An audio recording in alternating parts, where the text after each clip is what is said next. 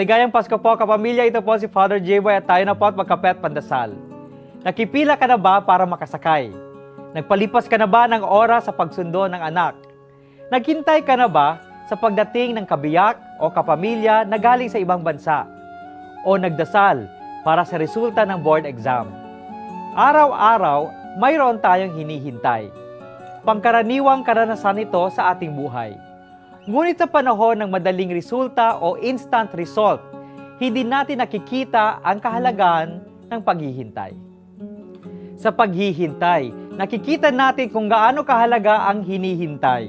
Hindi natin pagugugulan ng panahon ang isang bagay o isang taong hindi mahalaga sa atin. Hinuhubog ng paghihintay ang ating puso upang wala na itong ibang naisin kundi ang iisang tanging hangarin. Nagiging malinaw ang pinakamahalaga. Tinuturuan nito ang puso na ibasura ang mga hindi mahalaga. Sa anumang ginagawa natin, kailangan nakatutok ang ating puso at diwa sa iisang bagay lamang. Sa pag-uwi, mahalaga ang sasakyan. Sa pagsundo, ang anak. Sa pagdating, ang darating na kapamilya. Sa paghihintay, nalalaman natin ang pinakamahalaga sa lahat ng mahalaga.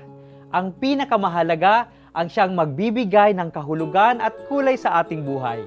Ano at sino ang hinihintay mo ba sa buhay?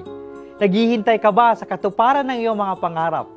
Ang panahon ng Adbyento, ang oras ng paghihintay. Pinapatindi nito ang ating puso upang lalong manabik ito sa pagdating ng Mesiyas, ang katuparan ng pangako ni Yahweh sa atin, ang sagot sa ating mga katanungan. Pagdasal po natin na maging mahalaga sa bawat tao ang paghihintay. Magandang umaga po.